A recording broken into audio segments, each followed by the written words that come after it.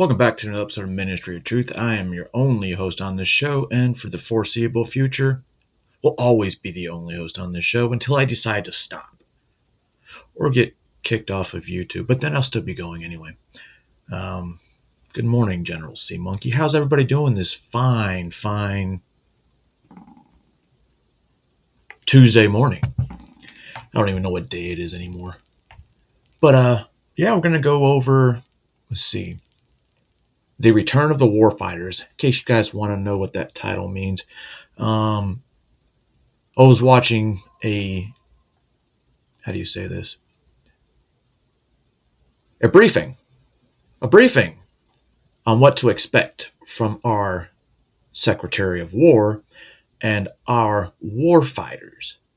You know, what the military is supposed to do, right? Some seem to have forgotten that. Weak leadership everywhere, and I'm glad he addressed it. And then from there, we're going to go watch a congressional House advisory panel, whatever the fuck it is, get yelled at by a pretty upset father. And I don't blame him. I probably would have done the same, or if worse. They probably wouldn't even allowed me to come up on something like this because of my personality and the fact that, I'm very unstable, apparently. That's my psychiatrist. Got whatever. And then we're going to talk about Starbucks. And, well, you want to protest for more money? Well, that didn't work out for you. We'll get into that later, too. And then we're going to go through part 1, 2, and 3 of asking Democrats who ended the border crisis. The first two for a while back. From a while back. And then this one, the third one's from like a day ago. And that's what we're going to talk about today. So, hello, Jennifer, if you're still here. What we're going to do before we get anything started, obviously, we gotta set the tone. Playoff today.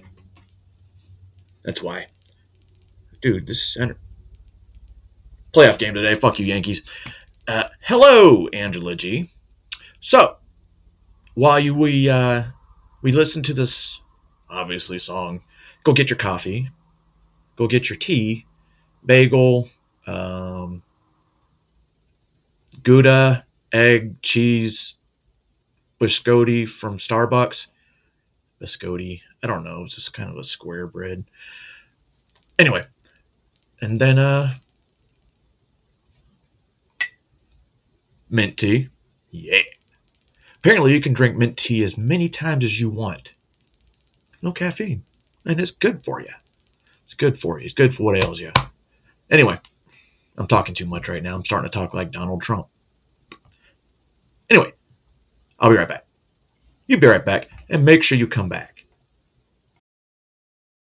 I don't know what to say, Lord, but I know that I can stay silent. And I don't know what to pray, Lord, so I pray that I don't turn violent. I try to turn the other cheek, but evil's everywhere I turn. I feel it turning me into someone I don't want to be, someone that don't forgive. But if we let evil go, we just punish the innocent. 2 children woke up without daddy and a wife without a husband, and you celebrate in public like you love it. So disgusted, God, I'm trying not to cuss, but what the fuck? Do that around me and I'm swinging, that's on everything I love. And if they lock me up, then lock me up and throw away the key. Rather be a man behind bars than a coward living free. You probably got no principles if you ain't got no enemies. This the point of no return, your turning point where you need me. Cause laughing at a man's death, same as pissing on his grave. But I bet you cowards thinking that you brave. I said, laughing at a man's death, same as pissing on his grave. But I bet you won't do that shit in my face. Cause these cowards. Sorry, you're all going to have to listen to this song for a good while because, well, I don't know. Something about the song proves positive. Proof. Who turned the camera back on? Oh, it was me. Fucking retarded this morning. But yeah. It's one of those songs that, like, explains kind of how some of us feel. and I was watching a video from another veteran. I've never watched veteran reaction videos. The only time I do, it's typically JT, and that's it. Not the JT you guys know. Jameson. Um, also a good drink if you want to get drunk cheap and it tastes good. You can drink a fucking bottle or 3. Jameson's good stuff. Continue. Forgot where I left. Oh, yeah. This veteran, he was doing a reactions video. I've been listening to this song since he fucking released it, and like, I think I'm overplaying it in my house, but fuck them. It's my house. I pay the bills and the mortgage and the bills. Did I mention I pay the bills?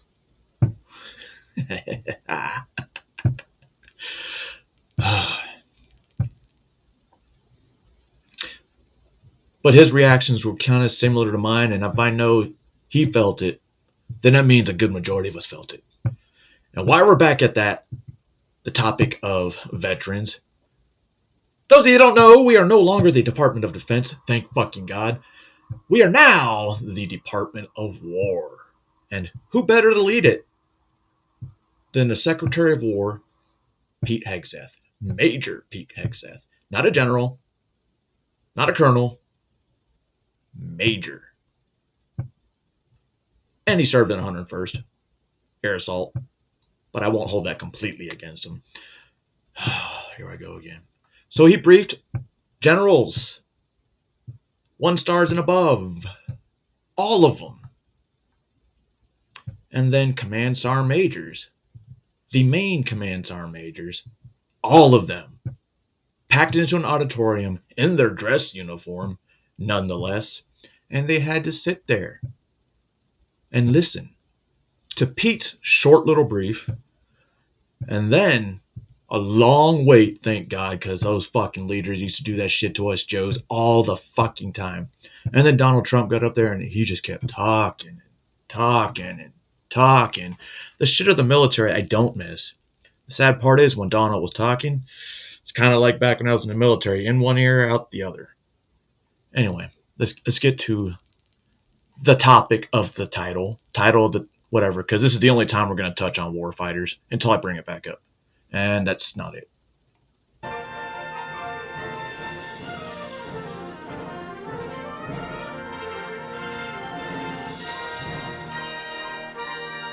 And we must seize every opportunity, every day, to prepare our joint force for the future.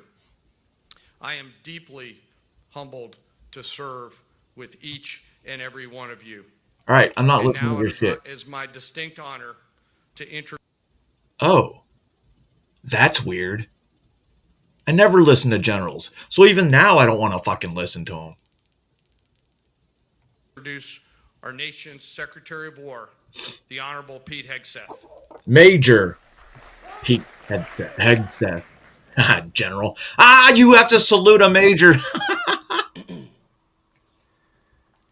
Please take your seats.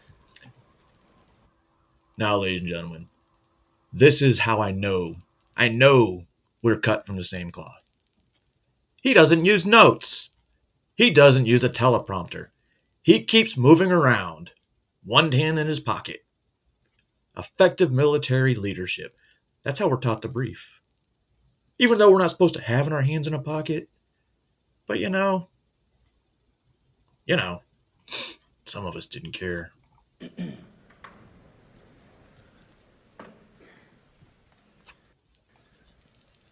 Well, Mr. Chairman, the Joint Chiefs, generals, admirals, commanders, officers, senior enlisted, Friends, Romans, lend me your ears. NCOs, enlisted, NCO. and every member of our American military. Good morning. Good morning and welcome to the War Department. Because the era of the Department of Defense is over. Dude, this shit made the me motto proud. of my first platoon was those who long for peace must prepare for war.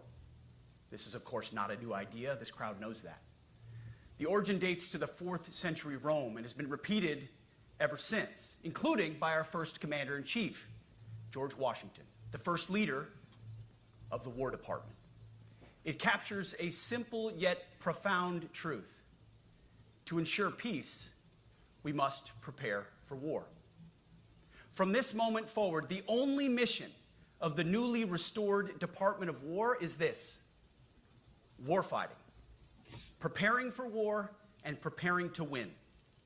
Unrelenting and uncompromising in that pursuit. Profession of Not arms. because we want war. No one here wants war. But it's because we love peace. We love peace for our fellow citizens. Oh shit, I'm sorry, buddy. They deserve peace, and they rightfully expect us to deliver it. Our number one job, of course, is to be strong so that we can prevent war in the first place. The president talks about it all the time. It's called peace through strength. And as history teaches us, the only people who actually deserve peace are those who are willing to wage war to defend it. That's why pacifism is so naive and dangerous. It ignores human nature and it ignores human history. Either you protect your people and your sovereignty, or you will be subservient to something or someone. It's a truth as old as time. And since waging war is so costly in blood and treasure, we owe our republic a military that will win any war we choose, or any war that is thrust upon us. Should our enemies choose foolishly to challenge us, Wait for it. they will be crushed by the violence, precision, and ferocity of the War Department. In other words, Here it comes. to our enemies, F-A-F-O. If necessary, our troops can translate that for you. Another way to put it is peace through strength, brought to you by the warrior ethos. And we are restoring both. As President Trump has said, and he's right, we have the strongest, most powerful, most lethal, and most prepared military on the planet. That is true, full stop. Nobody can touch He's us. right. It's not even close. This is true largely because of the historic investments that he made in his first term, and we will continue in this term. But it's also true because of the leaders in this room and the incredible troops that you all lead. But the In your world, arms, as the retard. chairman mentioned, our enemies get a vote. You feel it, I feel it. This is a moment of urgency, mounting urgency. Enemies gather, threats grow. There is no time for games. We must be prepared. If we're going to prevent and avoid war, we must prepare now. We are the strength part of Well, peace. preparing now means we're late. And either we're ready to win or we are not. You see, this urgent moment, of course, requires more troops, more munitions, more drones, more Patriots, more submarines, more B-21 bombers. It requires more innovation, more AI in everything and ahead of the curve, more cyber effects, more counter-UAS, more space. Yo, the Army's willing to pay for all my cybersecurity training, to include ethical hacking. I didn't know they literally had a government course in hacking. It only cost me $300 just for that course alone. All free. More speed. America is the strongest, but we need to get stronger and quickly. The time is now, and the cause is urgent. The moment requires restoring and refocusing our defense industrial base, our shipbuilding industry, and onshoring all critical components. It requires, as President Trump has done, getting our allies and partners to step up and share the burden. America cannot do everything. The free world requires allies with real hard power, real military leadership, and real military capabilities. You know, as somebody who doesn't really like war like I do,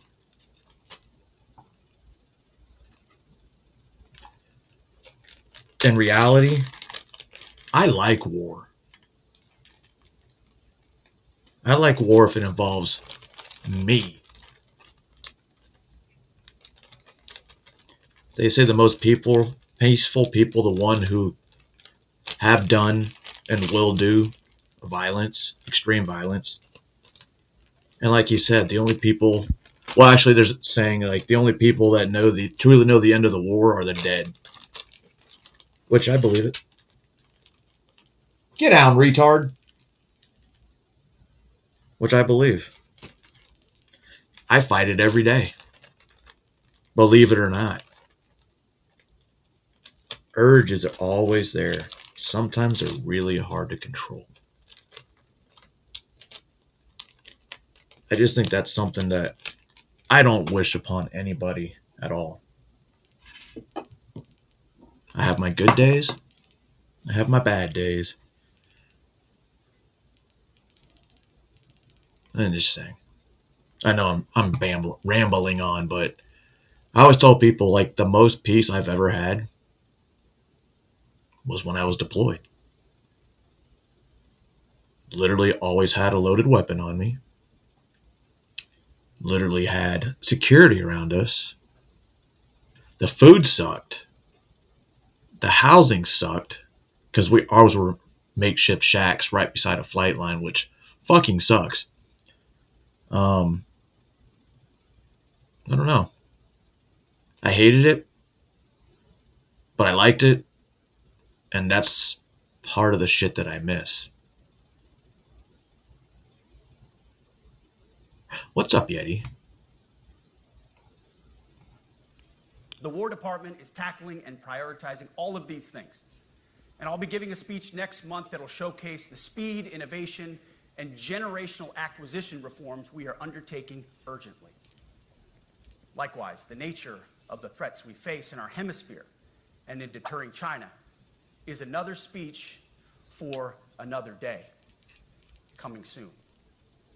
This speech, today, as I drink my coffee, this speech today is about people, and it's about culture. The topic today is about the nature of ourselves. Because no plan, no program, no reform, no formation will ultimately succeed unless we have the right people and the right culture at the War Department. Facts. If I've learned one core lesson in my 8 months in this job, it's that personnel is policy. Personnel is policy. The best way to take care of troops is to give them good leaders committed to the warfighting culture of the department. It's literally in our Not perfect NCO leaders, creed. good leaders. Competent, qualified, professional, agile, aggressive, innovative, risk-taking, apolitical, faithful to their oath and to the Constitution. You see why I made such a great Eugene Sledge, war in his World fighter? War II memoir, wrote, quote, "War is brutish, inglorious, and a terrible waste. Combat leaves an indelible mark on those who are forced to endure it. The only redeeming factors are my comrades' incredible bravery and their devotion to each other. In combat, there are thousands of variables, as I learned in Iraq and Afghanistan, and as so many of you did in so many more places. Leaders can only control about 3 of them.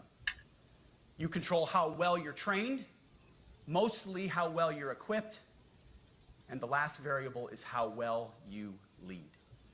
After that, you're on your own. Our warfighters are entitled to be led by the best and most capable leaders. That is who we need you all to be. Even then, in combat, even if you do everything right, you may still lose people because the enemy always gets a vote. We have a sacred duty to ensure that our warriors are led by the most capable and qualified combat leaders. This is one thing you and I can control. And we owe it to the force to deliver it. For too long, we have simply not done that. The military has been forced by foolish and reckless politicians to focus on the wrong things. DEI. In many ways, this speech is about fixing decades of decay. Some of it obvious, some of it hidden. It's funny you Or should as say the that, chairman has put it, we are clearing out. because the military I saw growing up as a kid to the military I saw growing up in the Army, from 17, the changes as the war went along And the standards getting lower and lower, and leaders were fucking worse and worse and worse, which is why so many people wanted to get out. And the Obama years, the Biden years, that definitely didn't make it any easier. Especially when people are getting forced. They want to draw down the forces because they're going to kick everybody out. I don't know. I'm getting back to the War Department. Debris, removing the distractions, clearing the way for leaders to be leaders. You might say we're ending the war on warriors. I heard someone wrote a book about that. For too long, we've promoted too many uniformed leaders for the wrong reasons. There it is. Based on their race. There it is. Gender quotas. Based on historic so-called firsts. We've pretended that combat arms... You fucking said something I've been saying for decades. They promote on the senior levels by race. And I've always told, no, that's not why it is. Then why are you putting it on our evaluation record? Shouldn't matter your race, right? Arms and non-combat arms are the same thing.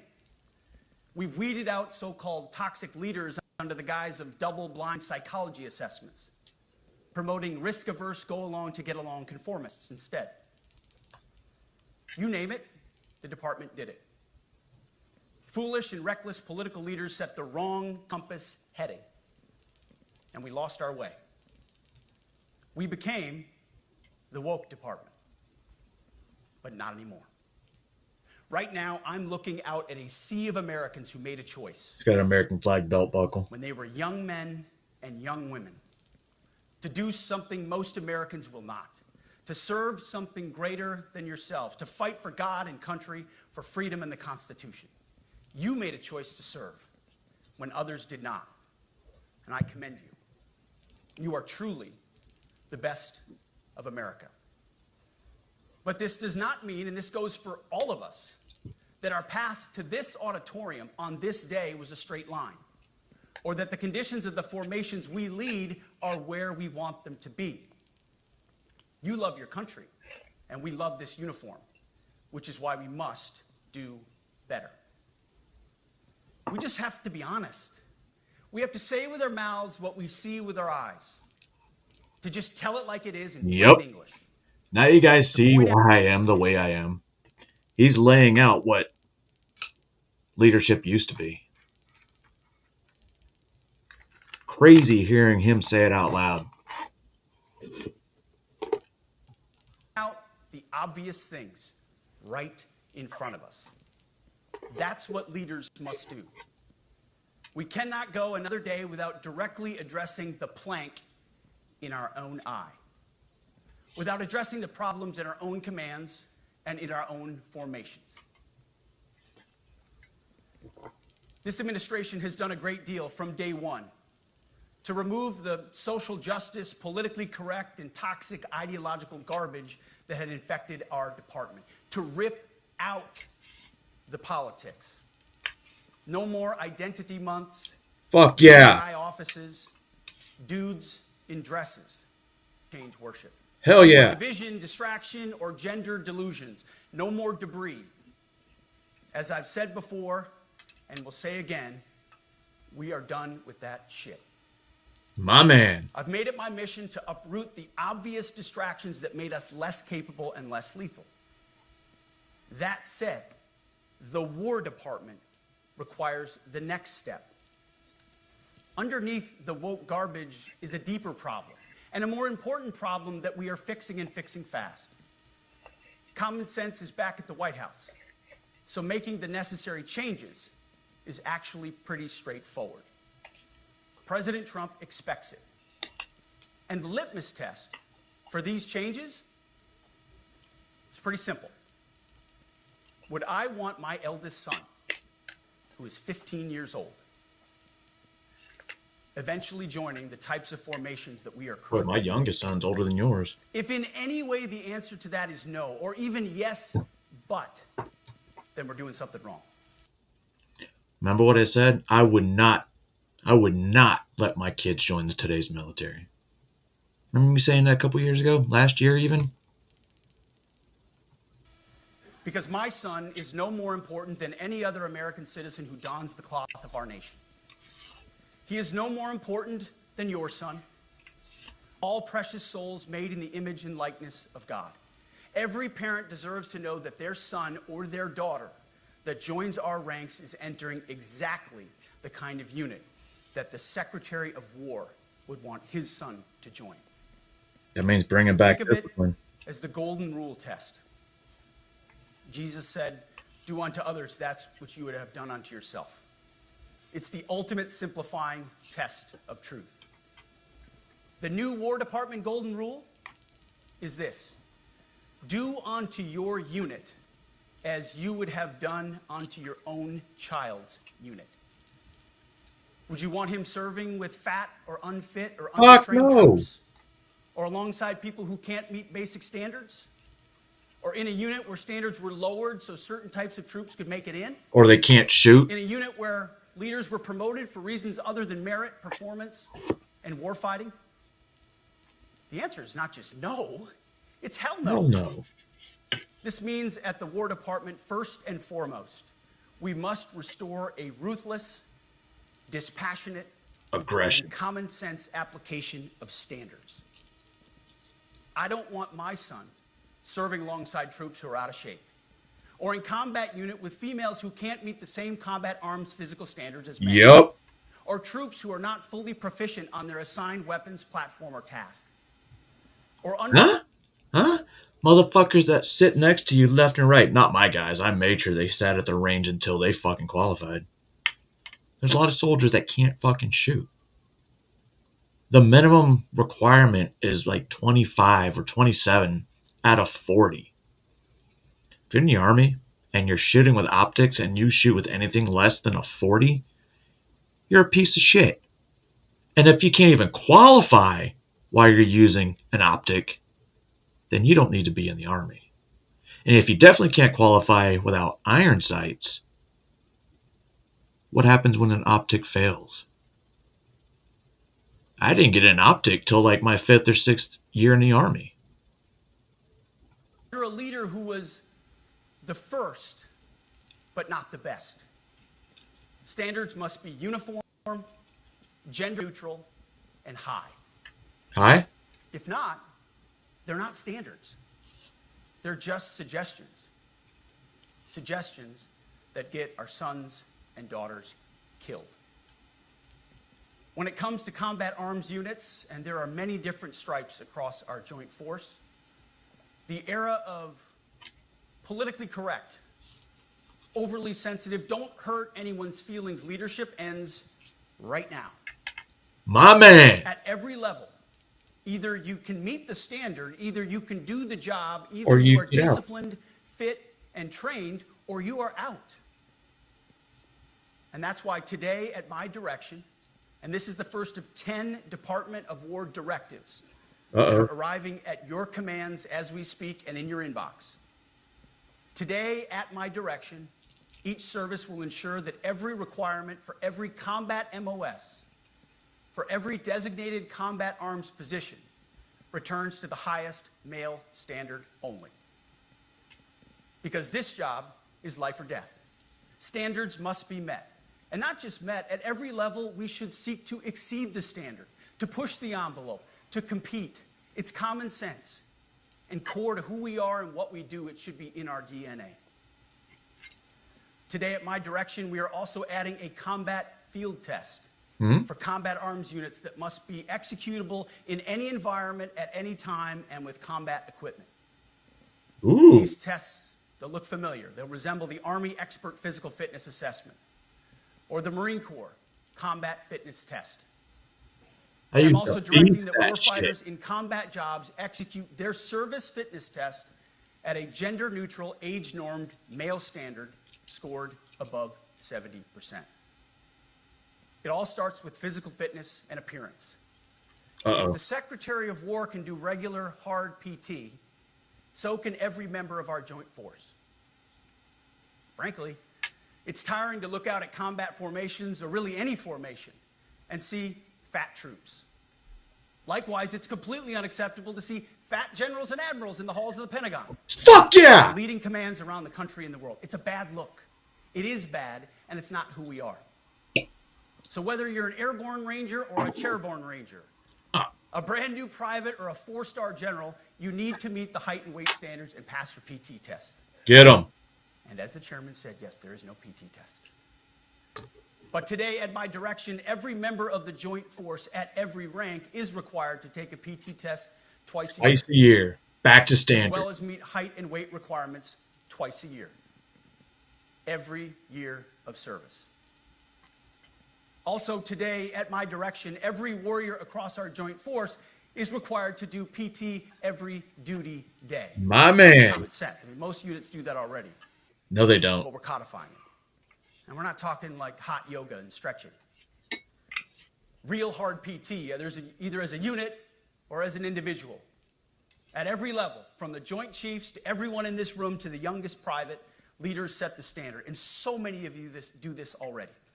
Active, Guard, and Reserve. This also means grooming standards. Oh, fuck. No more beards, long hair, superficial individual expression. We're going to cut our hair, shave our beards, and adhere to standards. Because it's like the broken windows. Now listen to what he says. Listen to what he says. There are two groups of people that can have a beard. I, on one hand, am the exception because it is a religious preference. It is a religious exemption. But if you're not, or you're not SF, Theory of policing. It's like when you let the small stuff go, the big stuff eventually goes. So you have to address the small stuff. This is on duty, in the field, and in the rear. If you want a beard, you can join Special Forces. If not, then shave. We don't have a military full of Nordic pagans. But you do have some. But unfortunately, we have had leaders who either refused to call BS and enforce standards, or leaders who felt like they were not allowed to enforce standards. Both. And that's the thing. A lot of leaders, and this is where it comes. A lot of leaders were afraid to enforce standards because either they are that weak, or they were afraid to get hit for being racist. They would get hit for being sexist. They would get hit for being homophobic. Those kind of things. But if you're doing what you're supposed to be doing, you wouldn't have to worry about those things. Are unacceptable. And that's why today, at my direction, the era of unprofessional appearance is over. No more beardos. The era of rampant and ridiculous shaving profiles is done. That part right there, that's mainly what he's talking about. All these people that have these shaving profiles. I can't shave. I get ingrown hairs. I got folliculitis. Well, they have ways to treat that. Simply put, if you do not meet the male-level physical standards for combat positions, cannot pass a PT test, or don't want to shave and look professional, it's time for a new position or a new profession. I sincerely appreciate the proactive efforts the secretaries have already taken in some of those areas, service secretaries. And these directives are intended to simply accelerate those efforts. On the topic of standards, allow me a few words to talk about toxic leaders. Here we go. Upholding and demanding high standards is not toxic. Enforcing high standards, not toxic leadership. Leading warfighters toward the goals of high, gender-neutral, and uncompromising standards in order to forge a cohesive, formidable, and lethal Department of War is not toxic. It is our duty, consistent with our constitutional oath.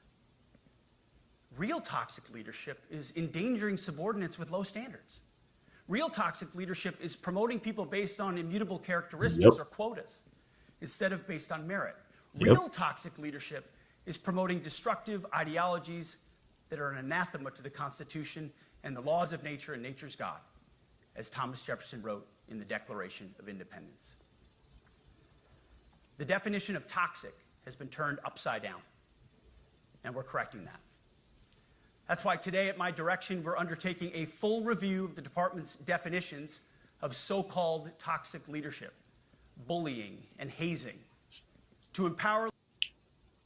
All my favorite words. Well, not the toxic leadership part, but bullying and hazing, that's what made soldiers soldiers. Let me just tell you.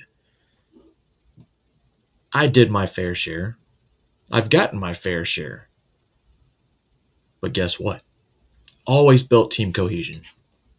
Leaders to enforce standards without fear of retribution or second guessing. Of course, you can't do like nasty bullying and hazing. We're talking about words like bullying and hazing and toxic. They've been weaponized and bastardized inside our formations, undercutting commanders and NCOs. I never called it hazing. Maybe I used to when I was a young dumb E5, but I turned it into team building exercise. Team building exercises, and they could never hit me on it. Because that's one of the things. You got to build cohesion within the unit. No more. Setting, achieving, and maintaining high standards is what you all do. And if that makes me toxic, then so be it. Second, today at our direction, we're ensuring that every service, every unit, every schoolhouse, and every form of professional military education conduct an immediate review of their standards. Now, we've done this in many places already, but today it goes across the entire Department of War. Recruiters are going to be fucked. Any place where tried and true physical standards were altered, especially since 2015 when combat arms standards were changed to ensure females could qualify, must be returned to their original standard. So no ponytails? Other standards have been manipulated to hit racial quotas as well, which is just as unacceptable. This too must end. Merit only. The president talks about it all the time, merit-based. Here are two basic frameworks I urge you to pursue in this process. Standards I call, my staff's heard all about them, the 1990 test and the E6 test. The 1990s test is simple. What were the military standards in 1990? And if they have changed, tell me why. Was it a necessary change based on the evolving landscape of combat? Or was the change due to a softening, weakening, or gender-based pursuit of other priorities? It actually has a combination of both. 1990s seems to be as good a place to start as any. And the E6 test. Ask yourself, does what you're doing make the leadership, accountability, and lethality efforts of an E6, or frankly an O3, does it make it easier or more complicated? Does the change empower staff sergeants? He's basically saying the E6s are the legit backbone of the military. The backbone. Petty officers and tech sergeants to get back to basics? The answer should be a resounding yes. The E6 test, or O3 test, clarifies a lot, and it clarifies quickly. Because war does not care if you're a man or a woman. Neither does the enemy. Nor does the weight of your rucksack, the size of an artillery round, or the body weight of a casualty on the battlefield who must be carried. In full gear. This, and I want to be very clear about this, this is not about preventing women from serving. We very much value the impact of female troops. Our female officers and NCOs are the absolute best in the world. But when it comes to any job that requires physical power to perform in combat, those physical standards must be high and gender neutral. If women can make it, excellent. If not, it is what it is. If that means no women qualify for some combat jobs, so be it. That is not the intent, but it could be the result, so be it. It will also mean that weak men won't qualify because we're not playing games. This is combat. This is life or death. As we all know, this is you versus an enemy hell-bent on killing you. To be an effective, lethal fighting force, you must trust that the warrior alongside you in battle is capable, truly physically capable of doing what is necessary under fire. You know this is the only standard you would want for your kids and for your grandkids. Apply the War Department Golden Rule, the 1990 test, and the E6 test, and it's really hard to go wrong. Third, we are attacking and ending the walking on eggshells and zero defect command culture.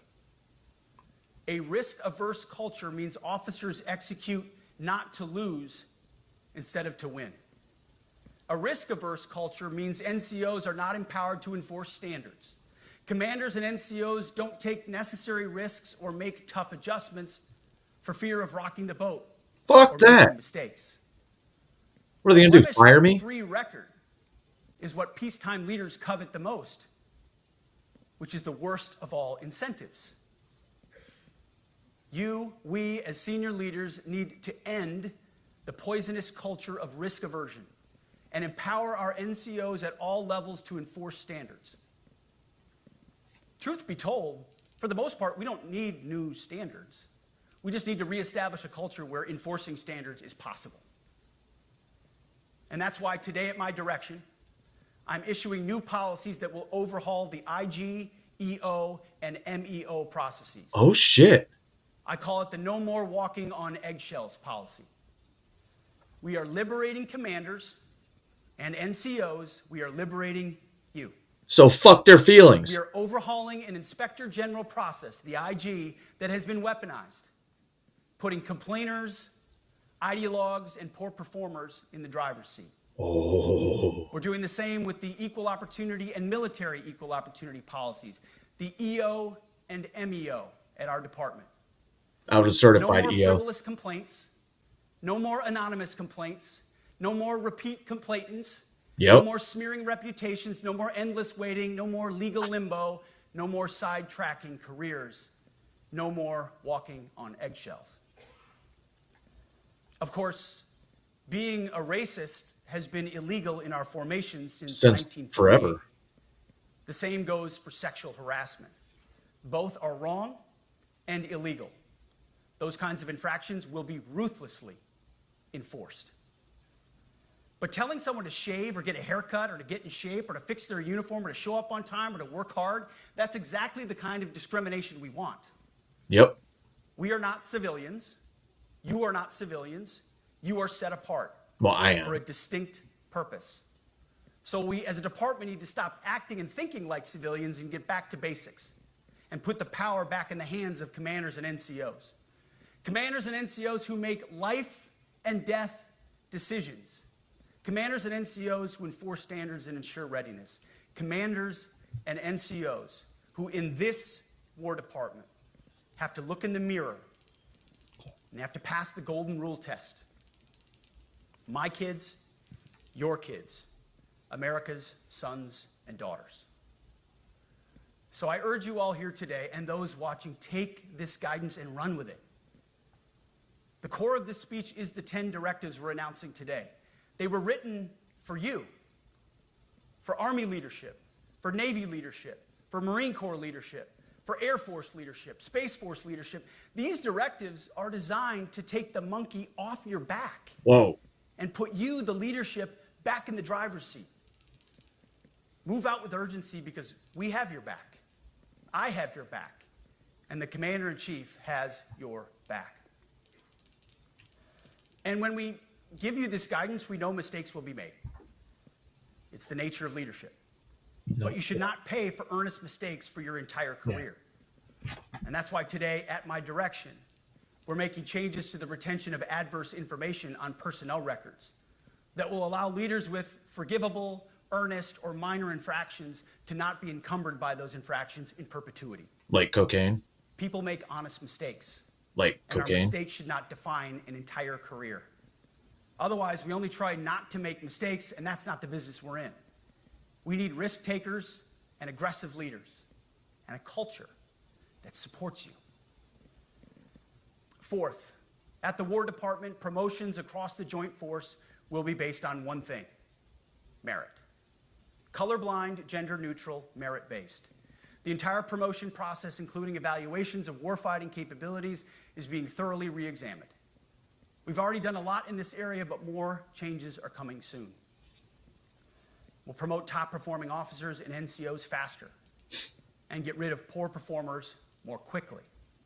Evaluations, education, and field exercises will become real evaluations, not box checks. Good. Every one of us at every level.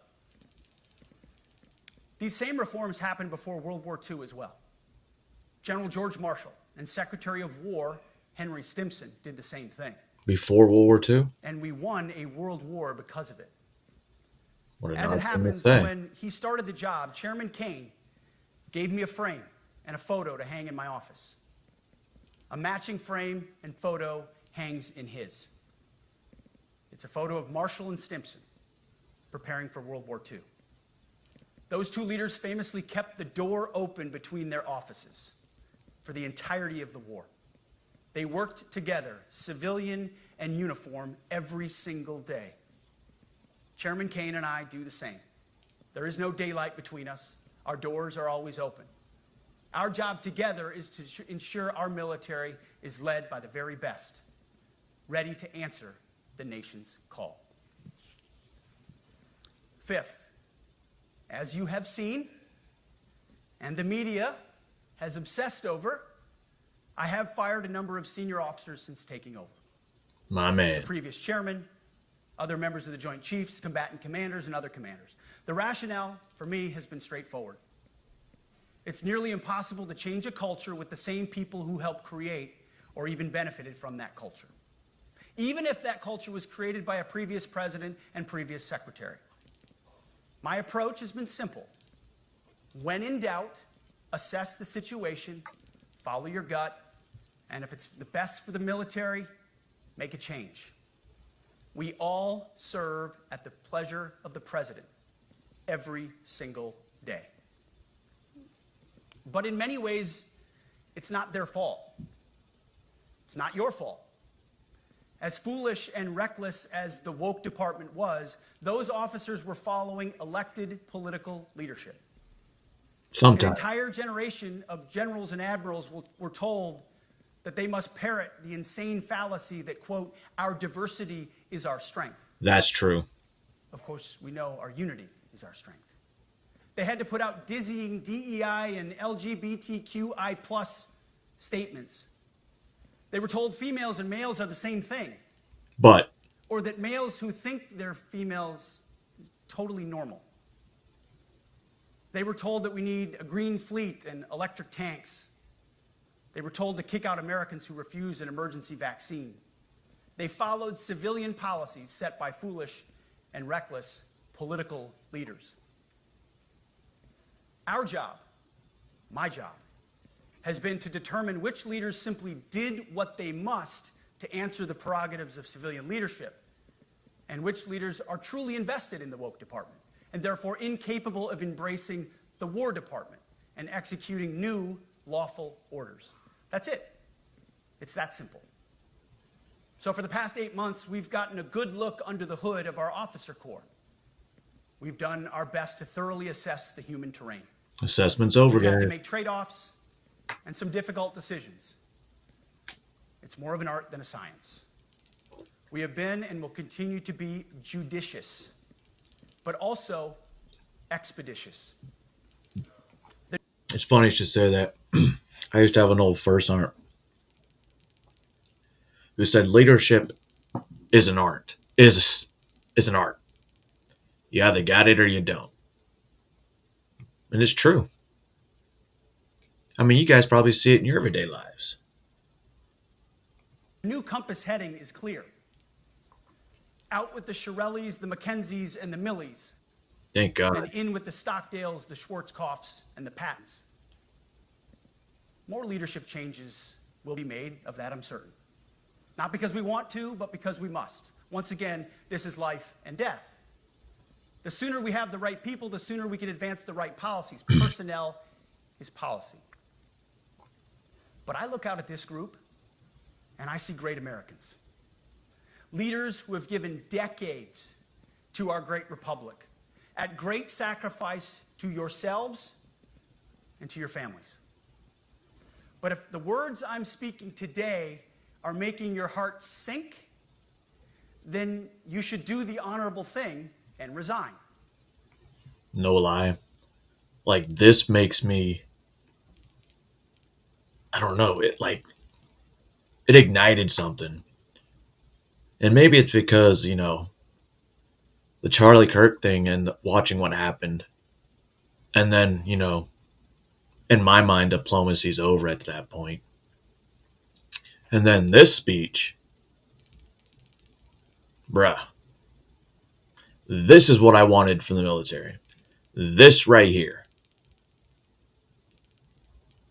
I keep pointing up, but I should be pointing that way, right? Is that the right way? Yeah. This right here. Oh, look, I got the military edge, chopping the edge too. God damn it. We would thank you for your service. But I suspect, I know, the overwhelming majority of you feel the opposite. These words make your hearts full. You love the War Department because you love what you do, the profession of arms. Oh, You you are said it. hereby liberated to be an apolitical. We are a profession of arms. That's the first time I've heard a leader say that in a long, long, long time. Sorry, I'm getting a fucking freedom boner, guys. A little mahogany, maybe some cedar, some oak. Hard-charging, no-nonsense, constitutional leader that you joined the military to be. We need you locked in on the M. The mission? Not the D, the E, or the I. Not the DEI or the DIE of dime. By that I mean the M, military, of the instruments of national power. We have entire departments across the government dedicated to diplomatic, informational, and economic lines of effort. We do the M. Nobody else does. And our GoFos need to master it in every domain and every scenario. No more distractions, no more political ideologies, no more debris. Now, of course, we're going to disagree at times. Yep. We would not be Americans if we didn't.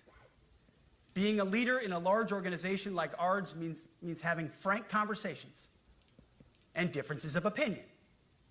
You will win some arguments, and you will lose some arguments. But when civilian leaders issue lawful orders, we execute. We are professionals in the profession of arms. My Our man. entire constitutional system is predicated upon this understanding. Now, it seems like a small thing, but it's not. This includes as well the behavior of our troops online. Uh-oh. To that end, I want to thank and recognize the services for their new proactive social media policies. Uh-oh. Use them.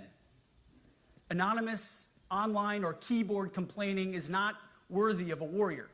It's cowardice masquerading as conscience. Anonymous, unit-level social media pages that trash commanders, demoralize troops, and undermine unit cohesion must not be tolerated. Again, O3s, E6s. Sixth, we must train and we must maintain. Any moment that we are not training on our mission or maintaining our equipment is a moment we are less prepared for preventing or winning the next war. That is why today, at my direction, we are drastically reducing the ridiculous amount of mandatory training that individuals and units must execute. Oh, why are you doing that now? We've already ended the most egregious. Now we're giving you back real time. Less PowerPoint briefings and fewer online courses, more time in the motor pool, and more time on the range. Fuck yeah. Our job is to make sure you have the money, equipment, weapons, and parts to train and maintain, and then you take it from there. You all know this because it's common sense. The tougher and the higher the standards in our units, the higher the retention rates in those units. Facts. Warriors want to be challenged. Troops want to be tested. When you don't train and you don't maintain, you demoralize. And that's when our best people decide to take their talents to the civilian world. The leaders who created the woke department have already driven out too many hard chargers. We reverse that trend right now. There is no world in which high-intensity war exists without pain, agony, and human tragedy. We are in a dangerous line of work. You are in a dangerous line of work. We may lose good people. But let no warrior cry out from the grave, if only I had been properly trained. We will not lose warfighters because we failed to train or equip them or resource them. Shame on us if we do. Train like your warriors' lives depend on it. Train as you fight. Because they do. To that point, basic training is being restored to what it should be. Thank God. Scary, tough, and disciplined. We're empowering drill sergeants to instill healthy fear in new recruits, ensuring that future warfighters are forged. Yes, they can shark attack, they can toss bunks, they can swear, and yes, they can put their hands on recruits. This does not mean they can be reckless or violate the law, but they can use tried and true methods. I've been kicked in the ribs a few times in new recruits to make them the warriors they need to be. Back to basics at basic as well. Of course, and you know this, basic training is not where mission readiness should end. The nature of the evolving threat environment demands that everyone in every job must be ready to join the fight if needed. A core credo of the Marine Corps is every Marine a rifleman. Yep. It means that everyone, regardless of MOS, is proficient enough to engage an enemy threat at sea, in the air, or in a so-called rear area. We need to ensure that every member of our uniformed military maintains baseline proficiency in basic combat skills, especially because the next war, like the last, that means CTT's will back? likely not have a rear area. Finally, as President Trump rightly pointed out when he changed the department name, the United States has not won a major theater war since the name was changed to the Department of Defense in 1947. One conflict stands out in stark contrast. Gulf War. The Gulf War. Why? Decisive, and we won. We won. It was a limited mission with overwhelming force and a clear end state. In and out. Why did we execute and win the Gulf War the way we did in 1991? In and out. There's two overwhelming reasons. One was President Ronald Reagan's military buildup gave an overwhelming advantage. And two, military and Pentagon leadership had previous formative battlefield experiences. The men who led this department during the Gulf War were mostly combat veterans of the Vietnam War. They said never again to mission creep or nebulous end states. The same holds true today. Our civilian and military leadership is chock full of veterans from Iraq and Afghanistan who say never again to nation building and nebulous end states. That's what I said. This clear-eyed view, all the way in the White House. When we went in, we destroyed, but we also spent decades paying to restore them, while we're saying we're still going to fight against terrorism and shit like that. But then we'd keep destroying their shit and rebuilding them. How many houses did we destroy on accident because our artillery guys don't know how to shoot? And you think you know how to hit a target, a few clicks away. It's your job. Combined with President Trump's military buildup, postures us for future victories if, and we will, and when we embrace the War Department. And we must. We are preparing every day. We have to be prepared for war, not for defense. We're training warriors, not defenders. We fight wars to win, not to defend. Defense is something you do all the time. It's inherently reactionary and can lead to overuse, overreach, and mission creep. War is something you do sparingly, on our own terms, and with clear aims. We fight to win. We unleash overwhelming and punishing violence on the enemy. We also don't fight with stupid rules of engagement. We untie the hands of our warfighters to really demoralize, hunt, and kill the enemies of our country. No more politically correct and overbearing rules of engagement. Just common sense, maximum lethality, and authority for warfighters. That's all I ever wanted as a platoon leader. Yeah. And it's all my E6 squad leaders ever wanted. Back to that E6 rule. We let our leaders fight their formations, and then we have their back. It's very simple, yet incredibly powerful. I missed that shit. A few months ago, I was at the White House when President Trump announced his Liberation Day for America's trade policy. It was a landmark day. Well, today is another Liberation Day. The liberation of America's warriors, in name, in deed, and in authorities. You kill people and break things for a living. You are not politically correct and don't necessarily belong always in polite society.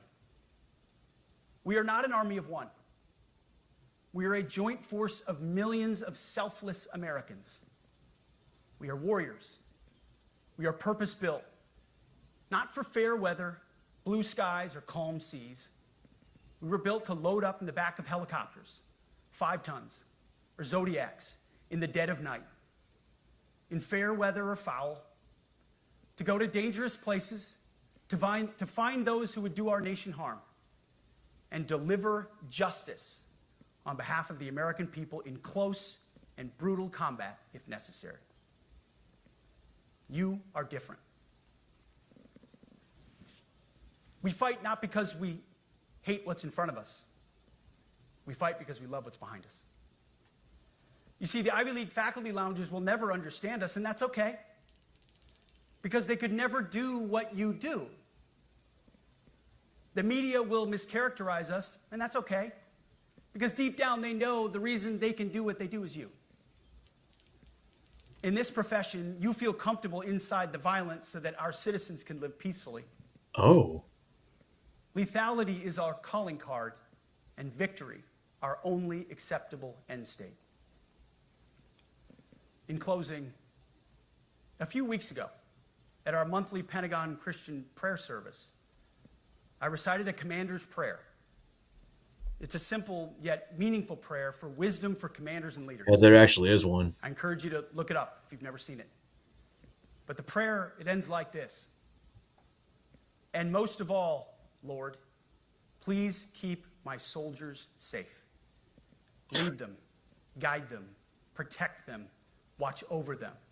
And as you gave all of yourself for me, help me give all of myself for them. And amen. I have prayed this prayer many times since I've had the privilege of being your secretary. And I will continue to pray this prayer for each of you as you command and lead our nation's finest. Go forth and do good things, hard things.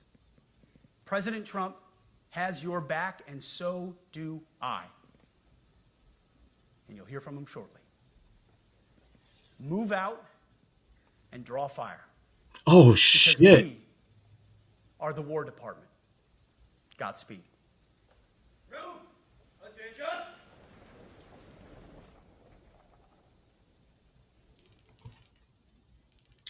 I don't know, man. That... Maybe I was part of a good generation. But at the same time, it was a changing generation, so I kind of had what my parents instilled in me. And I think that's where I made those type of leadership styles. Because I remember, my parents were in the Gulf War, but they also weren't in combat MOSs, which to me that makes them weak. And I just realized that it's because they were dumb. Because when I got older and I realized, oh, this is their jobs? You don't have to score that high to get these jobs. I had to score high to get my job. And I deployed more. My longest, or my short, for my first deployment was longer than both my parents and my sisters in their entire deployment time in their military career. Isn't that wild? I was bred for this. And I think it's something that doesn't go away. Because this made me proud. This made me proud. Like, discipline and standards back. discipline and standards. Anyway, let's get on to the president. He made them wait for almost an hour. Not you, Pete. Here we go. In Chief Donald J. Trump.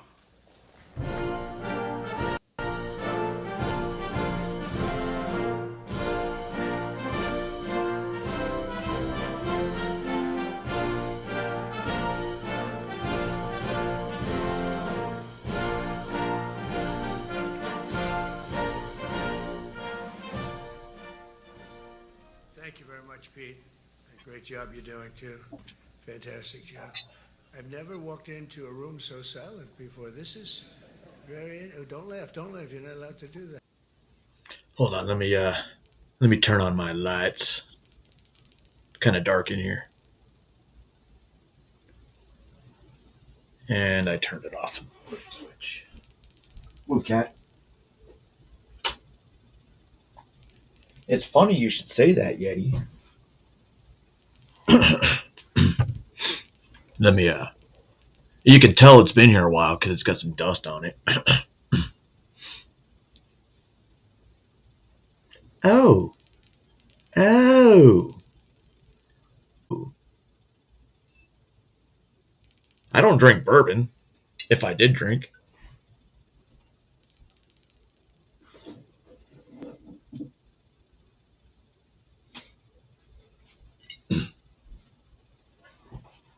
And then you have my go-to.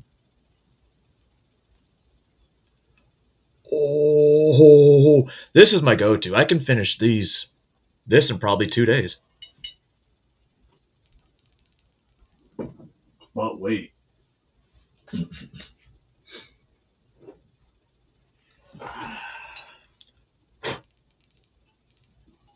Last one.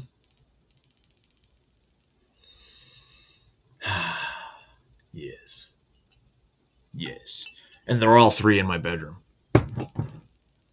Slash. Whatever this fucking place is called. My fortress of solitude. Alright, now we're show and tell's over. Is it show and tell? Yes.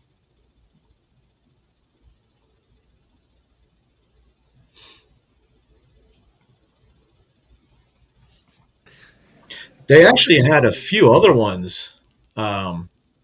There's one, I think it's the tropical one, and I'm considering getting that because of the humidity. And if you want to applaud, you applaud. And if you want to do anything you want, you can do anything you want. And if you don't, If this is the one you said, because this is the ocean. Room. Of course, there goes your rank. There goes your future. But you just feel nice and loose, okay? Because we're all on the same team. And He forgot to tell him to sit down. You won't hear a murmur in the room. I said we got to loosen these guys up a little bit. So you just have a good time. But I want to thank Secretary Hegseth and General Kane, General Raising Kane for a reason they call him that. When I heard his name, I said, "You're the guy I'm looking for." The Joint Chiefs of Staff and so many others. Every time he says Raising Cane's, I think of fried chicken. Elite fighting force in the history of the world, the United States military.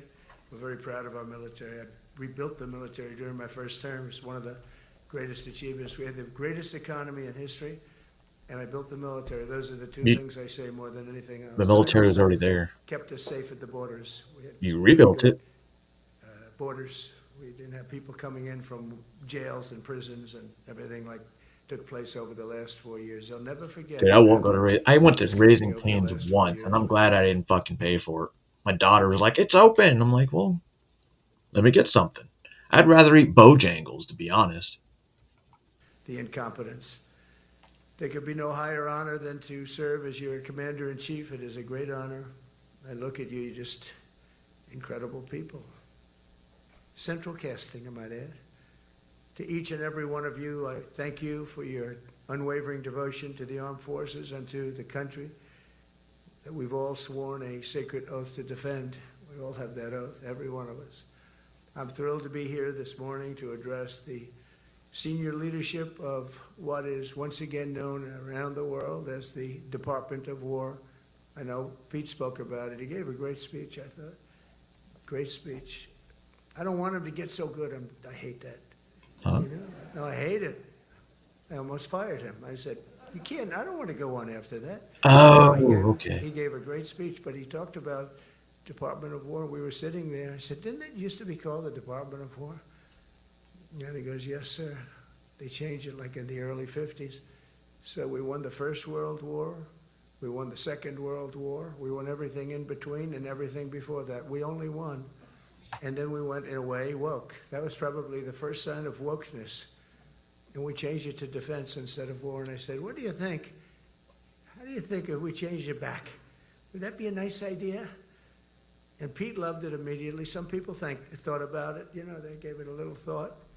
But in the end, we did it. And I have to be honest, it's so popular. I thought it would be met with fury on the left. But they're sort of giving up, I must be honest with you. They've had it. They've had it with Trump. They've been after me for so many years now. Here we are. Here we are. Come to the White House anytime you'd like. No, they've given up. They're bad, a lot of bad people. But all over, it's been so popular. It's been very popular. I really thought that we were going to have to sort of fight it through. There's been no fight. There's been no fight. Like what I called the Gulf of America, the Gulf of America, because to me it was always the Gulf of America. I could never understand. We have 92% of the frontage. And for years, actually 350 years, they were there before us. It was called the Gulf of Mexico. I just had this idea. I'm looking at a map. I'm saying, What was it before? we have most of the frontage. Why is it Gulf of Mexico? Why isn't it What was the it before? Gulf of America? Gulf of Florida. And I made the change, and it went smoothly. I mean, we had a couple of fake news outlets that refused to make the change. And then one of them, AP, took us to court, and we won. And the judge, who was a somewhat liberal judge, said, I think he just got a settlement from YouTube. because AP refused to call it the Gulf of America. They wrote, they're not a good outfit, by the way. They call it the Gulf of Mexico. I said, no, the Gulf of America is the name. And the judge actually said that, in fact, you can't even go into the room because what you're doing is not appropriate. The name is the Gulf of America. Google Maps changed the name. Everybody did, but AP wouldn't. And then we won in court. How about that? Isn't that so cool? The Secretary Hexhurst beautifully described the name change reflects far more than the shift in branding. It's really a historic reassertion of our purpose and our identity and our pride. That's when we go with the word war. And you know, we want war because we want to have no wars, but you have to be there, and you know, sometimes you have to do it. I have settled so many wars since we're here. We're here almost 9 months, and I've settled 7, and yesterday we might have settled the biggest of them all, although I don't know. Pakistan, India was very big. Both nuclear powers, I settled that. But yesterday could be the settlement in the Middle East. That hasn't happened for 3,000 years. I said, how long have you been fighting? 3,000 years, sir. That's a long time. But we got it, I think, settled. We'll see. Hamas has to agree. And if they don't, it's going to be very tough on them. But it is what it is. But all of the Arab nations, Muslim nations have agreed. Israel has agreed. It's an amazing thing. It just came together. War is very strange, you know. You never know what's going to happen with war. The easiest one of them all is Putin. I said, number one, it's a war that would have never happened if I were president, if the election weren't rigged. If I were president, But you still haven't ended the war. Not even a little chance. And it didn't happen for 4 years. But I knew Putin very well, and I thought that would be easy because I know him so well. Well, that one turned out to be the hardest of them all. We had some that were not settlable, and they all got settled. So if this works out, that we did yesterday with the Middle East, then that's more than a war. That's lots of wars. That's all combined. That's a lot of wars. Many of you were over there in many different capacities in many different countries. That's a big part of the earth. But if that works out, it would be 8+. How could I give myself 2 or 3 for that one? And then we just have the one to settle, and we have to settle it up with President Putin. and Zelensky got to get them together and get it done. But the only way we can do that is through strength. I mean, if we were weak, they wouldn't even take my phone call, but we have extreme strength.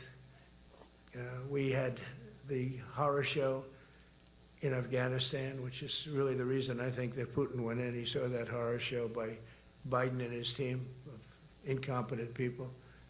And that showed, I think it gave him a path in. I wasn't there any longer. I watched that and it was so horrible. I think it was the most embarrassing day in the history of our country. And now we're back. That's it. We're not going to have any of that crap happen, I can tell you.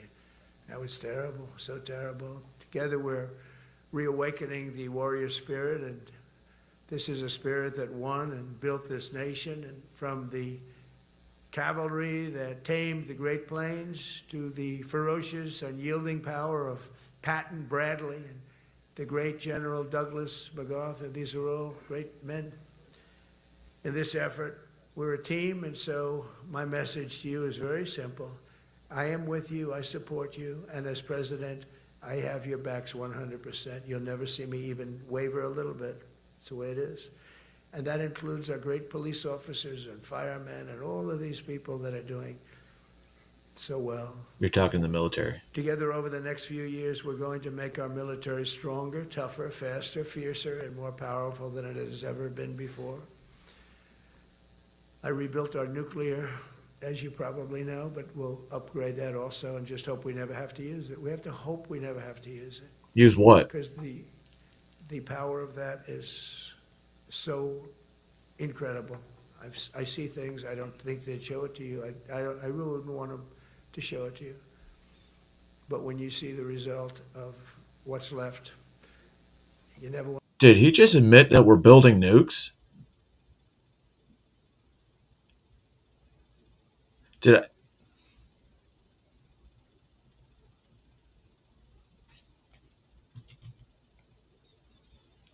Things I don't think they'd show us. Hope we never have to use it. No, but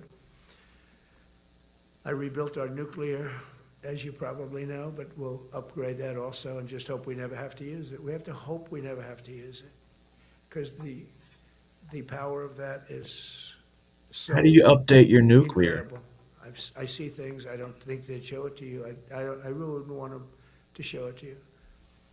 But when you see the result of what's left, you never want to use that. Never. Never, ever. We were a little bit threatened by Russia recently, and I sent a submarine, nuclear submarine, the most lethal weapon ever made. Number one, you can't detect it. There's no way. We're 25 years ahead of Russia and China in submarines. Russia's actually second in submarines. China's third, but they're coming up. They're coming up. They're way lower in nuclear too, but in 5 years they'll be equal. They're coming up. And you don't have to be that good with nuclear. You could have 1/20th what you have now and still do the damage that would be, that'd be so horrendous.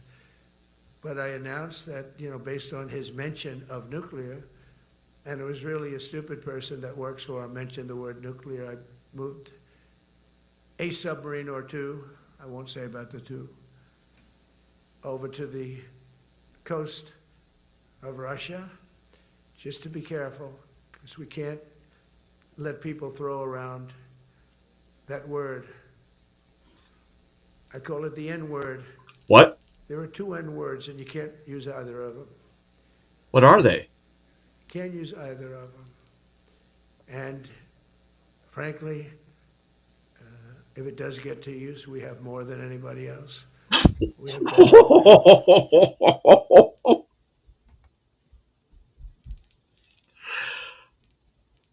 You said there's two N-words you can't use, right? Then he says,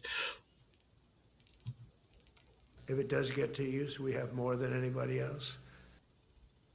does that mean we have more nukes or more niggers? I mean, We have better, we have newer, but it's something we don't ever want to even have to think about. But when somebody mentions it, that submarine started immediately thereafter. And it's just lurking, but I'm sure we're not going to have to use it. But it's an amazing, it's undetectable, totally. Ours is, theirs isn't. Theirs are totally detectable. We can detect them easily. We go right to the spot. But we have genius apparatus that doesn't allow detection. It doesn't allow detection at all by anybody above water or below water. It's incredible. We're way ahead of everybody in that and other things. As a result of the exciting renewal of the spirit of our armed forces, and that's what it is. It's really reaching that spirit, unprecedented heights. Over the past 8 months. Hold on, guys. Oh, I can't cut it. I'll cut it later. Enlistments, I'm so proud of this, have surged to record highs, the highest we've ever had. And we used to have recruiting shortages. If you remember, about a year and a half ago, I was at the beginning stage of a campaign, and things came out that you couldn't get people to join the armed forces. And by the way, the police also. Fire department. I always put the fire department in because they're great. They're great. And I got 95% of their vote, too. That helps. When you get 95% of their vote, you always have to mention them. But they're great. And they're brave in our inner cities, which we're going to be talking about, because it's a big part of war now. It's a big part of war. But the firemen go up in ladders, and you have people shooting at them while they're up in ladders. I don't even know if anybody heard that. And I said, don't talk about it much, but I think you have to. Our firemen are incredible. They're up in one of these ladders that goes way up to the sky, rescuing people, and you have animals shooting at them, shooting bullets at firemen that are way up in death territory. You fall off that ladder, it's over. It's over. They don't even have to inspect you when you hit the ground. And you have people shooting bullets at them in some of these inner cities. We're not going to let that happen. So I always mention the firemen because that's actually a big problem we have. They are unbelievable. Like you, they're unbelievable people. For the first time on record in 2025, the Navy, Air Force, and Space Force all met or surpassed their recruiting goals 3 months early. That never happened before. And the Army did even better. Congratulations, Army. They met everything. And these were the highest standards because we're making it larger. So these were much higher standards than you had 4 years ago, 3 years ago, during the sleepy Joe Biden era. And the Army did it 4 months early.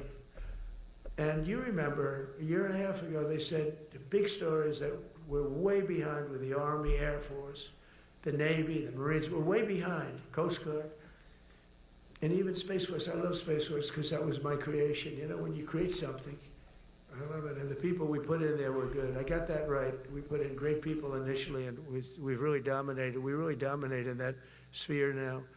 We're way behind China and Russia, and now we dominate. Space Force turned out to be a very important thing. I said from the beginning, you know, when Biden came into office, he wanted to terminate it. He said, and this thing called Space Force, so we could get rid of that. And he got hammered by the people in this room for even suggesting it, because it's very important, one of the most important. And as time goes by, it'll get more and more important. But we're now at 106% of our recruiting targets for the year, and that's the best in far more than a generation. And for the Marines, morale is so strong that the Marine Corps will meet its 2026 retention targets before the end of October, which never happens. And that's the earliest it's ever happened in the history of our country. And it makes you feel good, you know. I felt guilty. I'd go make a speech in front of never people like you. You are the leaders. But people, soldiers. And I felt embarrassed because there'd be stories about